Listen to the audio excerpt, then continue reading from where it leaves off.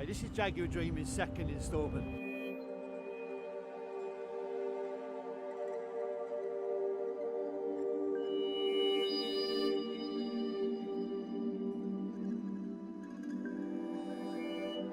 We decided that we would do things a little bit differently this time. We're going to give you a backstory of mine, and then Justin will do a backstory for himself.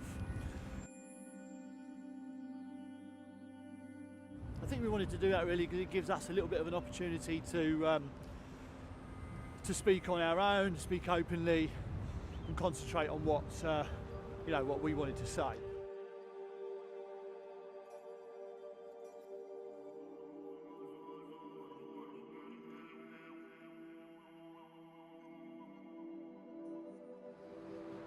So for me, I've been fascinated with other dimensions, for want of a better word, afterlife, etc. Since I was a kid, really. Obviously, as a kid, I've not questioned it intellectually, but the thought's always been there. The thought process has always been there. I remember watching Poltergeist 2 as a kid, where the Native American guy takes the dad into the afterlife to rescue Carol Ann. I was like, wow, I wonder if that exists.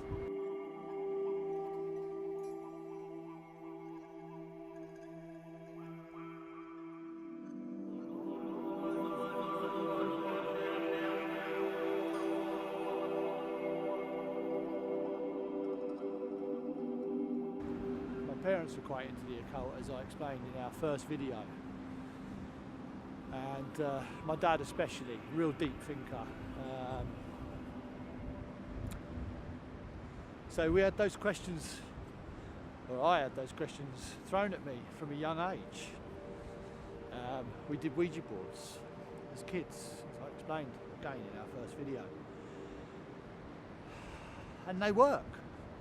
I don't know what happens when you do a Ouija board. I don't know. I'm not going to say you're contacting spirits. I don't know. No one knows. No one knows what happens. And anybody that says that they do is talking shit. Nobody knows. That's a fact. But something happens, and that, again, further ignited my thirst for knowledge with regards to that sort of thing. And then my dad died when I was 15, suddenly, unexpectedly, hit me really hard. And looking back on it now, definitely was and has been a driving force in my psychedelic journey.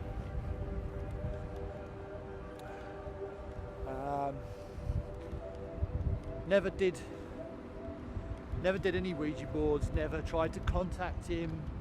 Again, Justin will say to you, I'm the spiritual one. Spiritual's the wrong word. I'm open to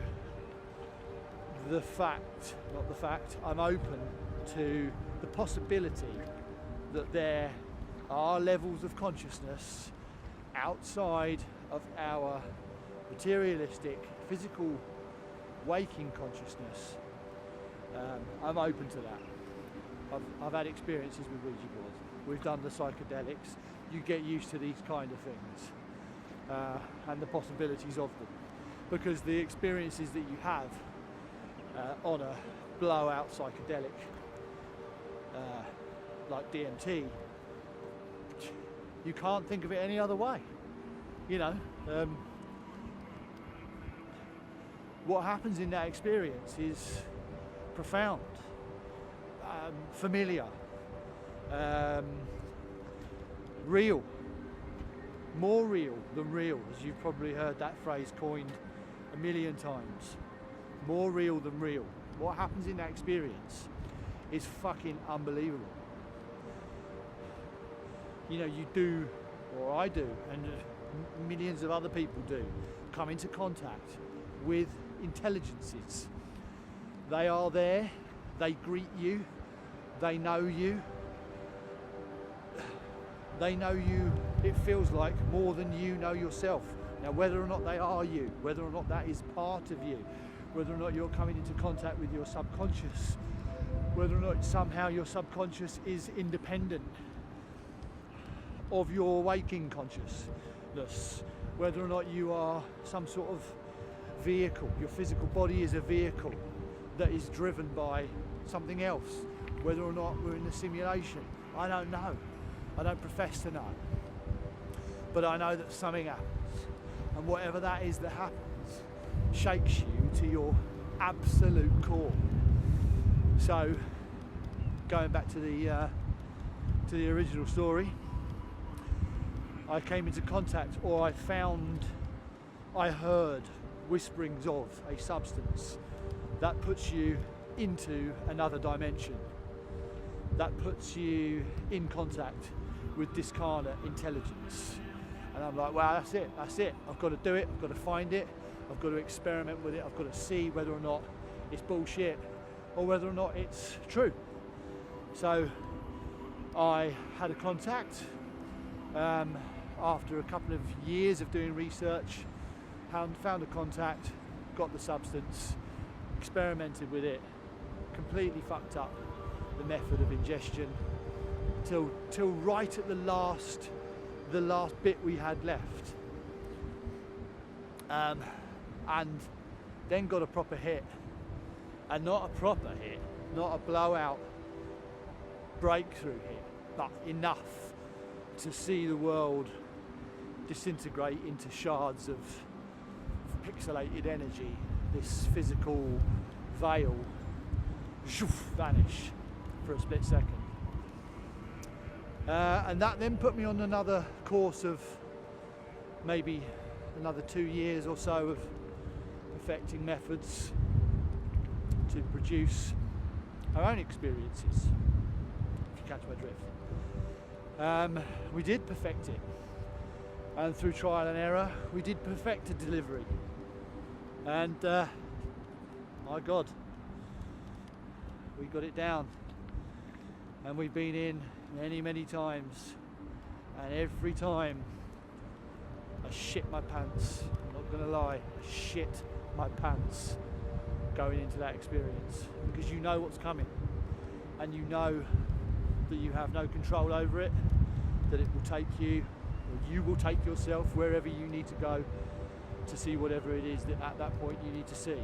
My next goal in this endeavour is not to just go at this as an adventurer, but to try now, after 12 years of going into these experiences, to try now and integrate this work to perhaps heal myself, I don't know, just to try now and find some sort of way of really integrating it into my life. And that's not to say that I haven't integrated the experience, because just having that experience is enough, like I said in the previous video, to teach you, to show you empathy, to show you that there's more, to show you that, or to just take you outside of your own behaviours and fucking shake you around, shake your core, shake your soul, and say, you don't know shit, mate, you don't know shit. Don't treat people like a fucking wanker, be kind, or as kind as you can be, do the right thing. But I'm going to try and take it deeper than that now, and obviously, you know, we're now putting these YouTube videos together, and that in itself is putting others on the same path, possibly, if that's the way you want to go. We're here to educate, answer questions, and help people make their own informed decisions about whether or not this is worth pursuing. The academic community seems to think it is. Opinions are changing. people are being healed from untreatable depression through having these experiences. Not for everybody, it's definitely not for everybody, but it throws up more questions than answers. Fucking hell, what a ride. See you soon.